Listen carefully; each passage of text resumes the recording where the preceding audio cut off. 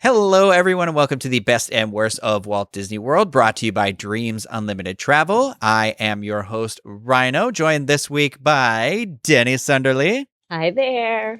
And in this week's episode, we are going to be telling you what we feel like are some of the best things happening at Walt Disney World right now. We came up with a list. We have 5. So we're going to say the 5 best things happening at Walt Disney World right now. Deni, Yes. why don't you go first? Actually, you know what? No, you go first. You go first. No, I wasn't you going to can be go rude. first. It's Okay. okay. Okay. I Go I for it. really liked yours. It's that's why I'm like I want to pace them out just right because I Yes. feel like you had a great one to end on. But so you know what? Actually, I will go first. And one of the things that I love that are going on right now are the character cavalcades and the flotillas, I believe is the word they use, that Mhm. are happening at Animal Kingdom, and Magic Kingdom and Hollywood Studios is having a cavalcade.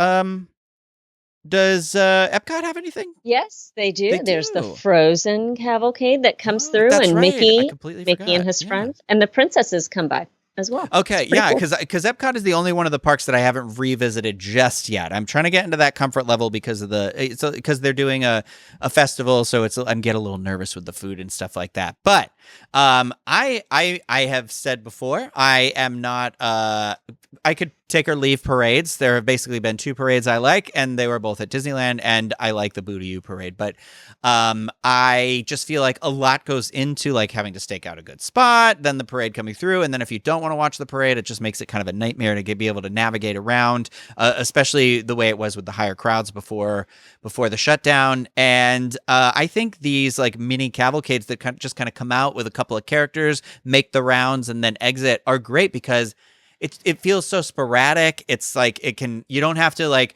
really devote a big chunk of your day to like seeing it. And I just feel like it's nice to be like just walking along and all of a sudden, like you're at Animal Kingdom, you're like, oh my gosh, there's Pocahontas on that boat coming through. Or, or like the music starts at Magic Kingdom and you turn around and you're like, there's a cavalcade right behind me. And it's just, I Yep. love that. It kind of feels to me like it brings some of that, I know I already said spontaneity, but in Disneyland, like when they do character meet and greets, they're just kind of like random where they pop up and Mhm. come out and there's not a set time. And I feel like it brings in that little bit element of fun and surprise into our parks that I feel like we didn't have maybe before. No, absolutely. I remember being in Disneyland, and my husband and I were grabbing something to eat in Fantasyland, and there goes Belle. She's just a strolling right on through, Yeah. and everyone is very respectful of her and not crowding her. And oh, like this happens all the time. Whereas in Disney World, it would have been a mosh pit around Belle. It wouldn't have been good. But yeah, these cavalcades, just sitting in Disney Hollywood Studios yesterday, putting something up on Instagram. Here's the Pixar cavalcade that just pops up and parades on by, and you get to wave at Woody, and the Green Army Corps Mm-hmm. drum corps rolls Yeah. on through. Like, it's so much fun. It's just something, just a little spark of joy, just in your normal everyday. And it's not people, like you said, camping out for hours to be or jostling for the perfect seat. It just pops up and it's there, and then it leaves, and you go on with your day. Yeah, it's like a nice little taste. It's that you're It is. snacking, you're grazing for that, that character interaction. But I also love it because I love how they are bringing like the Halloween ones around at Magic Kingdom, and I think that's a really nice touch. And I know they're gonna. I think they said they were doing that for the holidays coming up as well, and so it's gonna be cool. I think I'm really gonna enjoy it for the holidays when they start doing it with the marching the toy soldiers, Oh, and I think that'll yes. be really cool to just see them randomly kind of coming through, and it's It'll not a be whole big just deal. Yeah. awesome. Just the sound of them coming through. That'll be amazing. Well, I'm sure eventually we will get full length parades back and that sort of thing. But we have recently gotten kind of the return of some other things, and Denny, that was on your list, I believe. Yes. So something that we have recently gotten the return of is a little bit of the live experiences, the live entertainment experiences that incorporate Actors Equity performers. So as we know, there was a big conversation that happened regarding testing for the Actors Equity performers. Disney has provided that now, and we've got just a couple of great little experiences that are back. So including Savi's workshop. So the Gatherer is back, and he or she is Actors Equity. And then yesterday, this will date the show a little bit, but just yesterday, recently, we had for the first time in forever, a Frozen sing-along celebration return to Disney's Hollywood Studios. So seating is very spaced out in the performance. Everyone must wear their face mask the whole time. Maybe a third of the seats are filled, if even that. Like, there were large swaths of seats that were not filled. But it was just so much fun to have Eric and Aria on the stage and telling the story and getting to, like, I walked out of the performance going, oh my goodness, that felt normal. Like, whoa. It just felt really, really good to have that experience back in the park. Is that something that I'll, go to all the time? No, yeah. It won't be, but it was a little bit of joy in the middle of the day. Well, it's nice too, because there are those people who don't necessarily want to go on attractions, maybe for whatever reason they're older, or maybe the younger kids are too scared, or anything like that, or there's some people who just enjoy the performance and they want to see it, or they want to see some of their favorite characters kind of come to life in a different type of way. So it really kind of brings a little bit more of that Disney magic back into it, and it really goes to show you how the cast members, Equity, and the frontline cast members, all these cast members really shape the experience at the parks. And and obviously we've spoken about it before, how sad it is that we just lost so many of them to the layoffs and everything. But so it's nice to see some come back, have that return. And I did have a friend who just did Savi's actually last week, and it was his first time back in the park since it opened too. And he was a little skeeved out a little bit by the park, being in the park. He's still very weird, like he's super cautious, but he liked the experience of building the lightsaber a lot. He said it was really cool. And so I'm happy he finally got to do it, because it was like the fourth time he had scheduled it, because something kept happening. And so I'm really happy that sort of an experience has been brought back for people. It's expensive, but it was one of my favorite experiences I've done at Disney, was building the lightsaber. So I'm really happy that we can have that, because I would hate to have seen it come back as kind of half the experience, because it's kind of one of those things where there's like that. It's very, having that person there telling you the story, like bringing you into it. It's like, it's that storytelling that you really like want to be cued into, and it's great. Yeah. It's an extra layer of magic, and it's really good that it's back. Well, speaking of an extra layer of magic, what a great segue, Deni.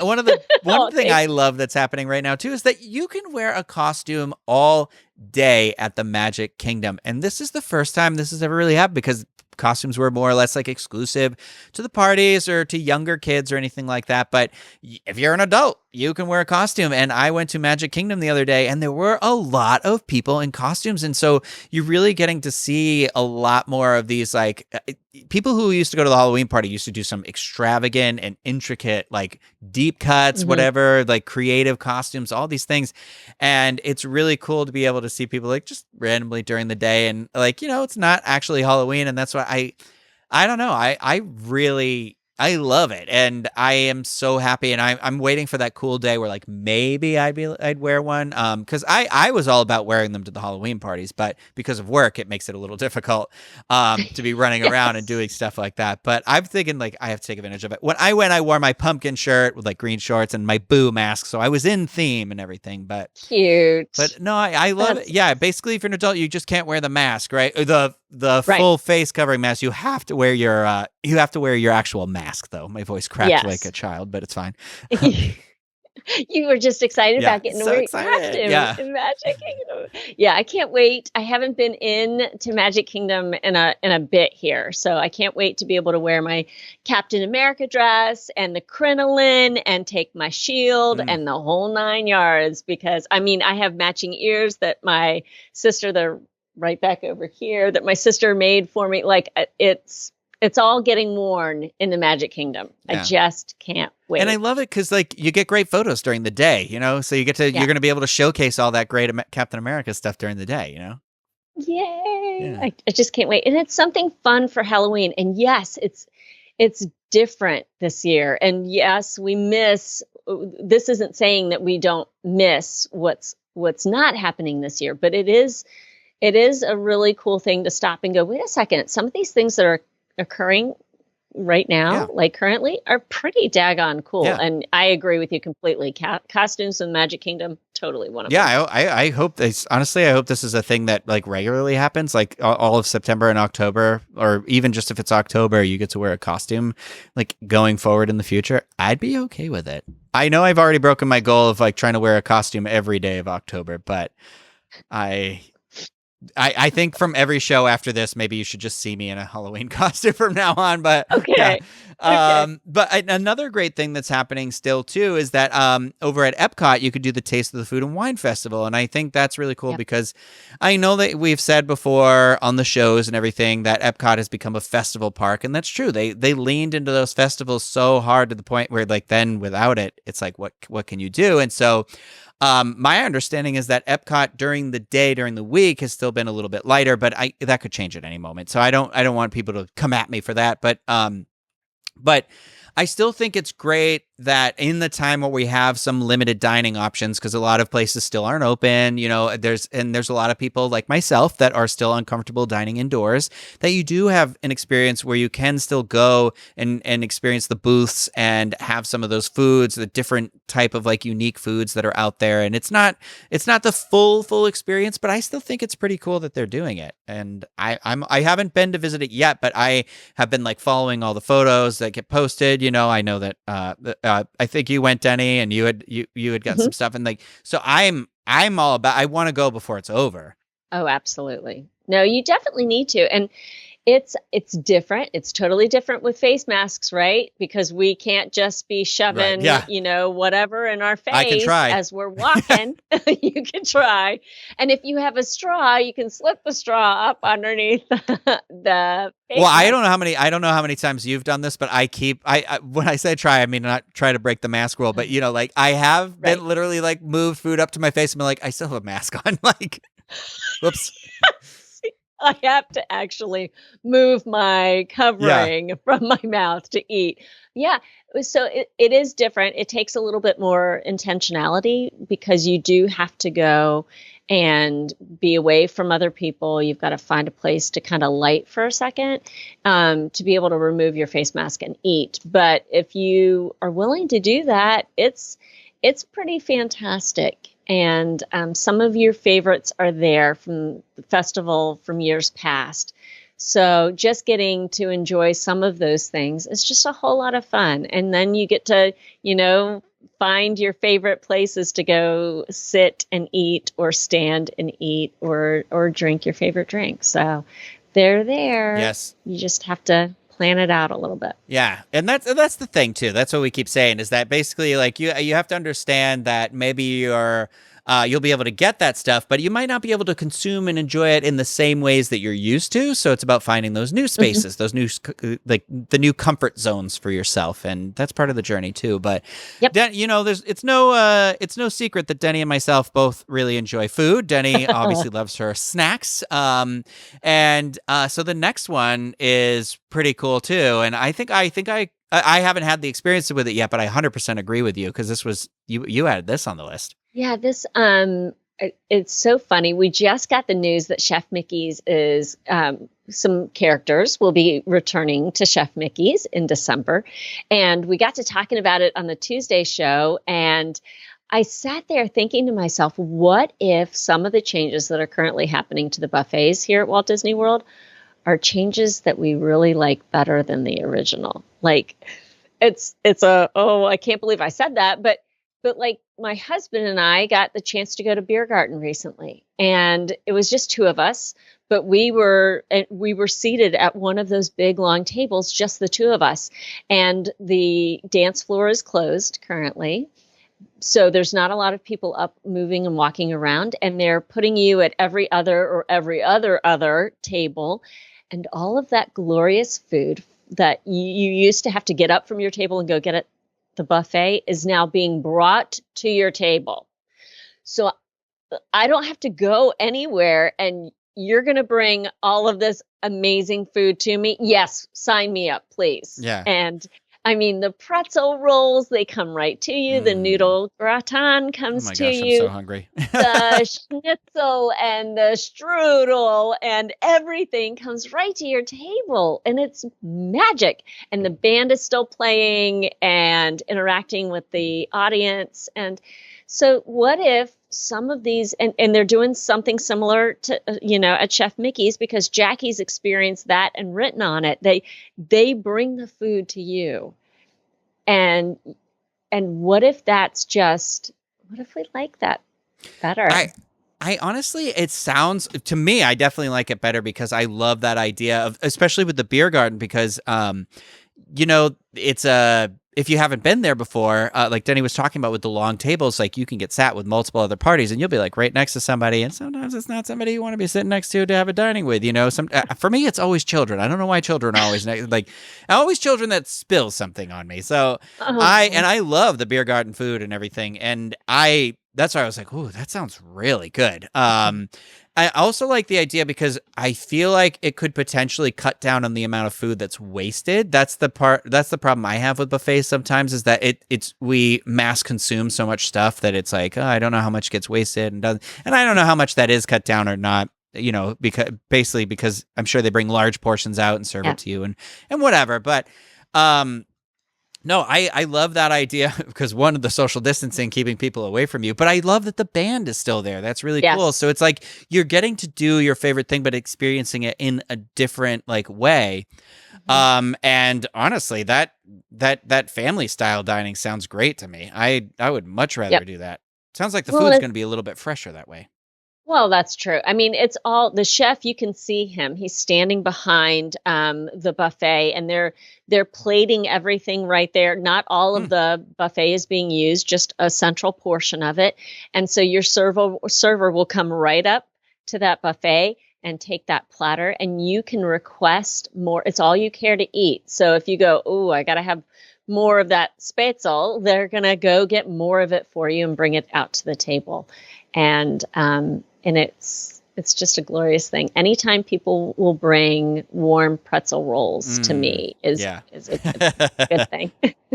And this sounds, oh my gosh, my stomach is like, I am so hungry right now. As you're telling me this, I was like, I want all of these things. No, I think this is great. And that, like I said, that's kind of the experience. It sounds like a little bit more of an enjoyable experience to me, but that's cool how they're serving it that way too. I like that idea that you still getting that experience of being like, oh, I see it right there. It's coming to me over here. And that it's nice. And so hopefully, who knows, in the future, maybe we'll start to get Hoop-de-Doo back or something like that, because I feel like they could social distance in there and have the entertainment up there as long as they maybe stay on the stage or something. I don't know. But so it's nice that we're getting these experiences that we know and love, and maybe just in a new light, like we said. So those are the top 5 things that we think are going on at Walt Disney World right now. And again, those are the those are the character cavalcades and flotillas.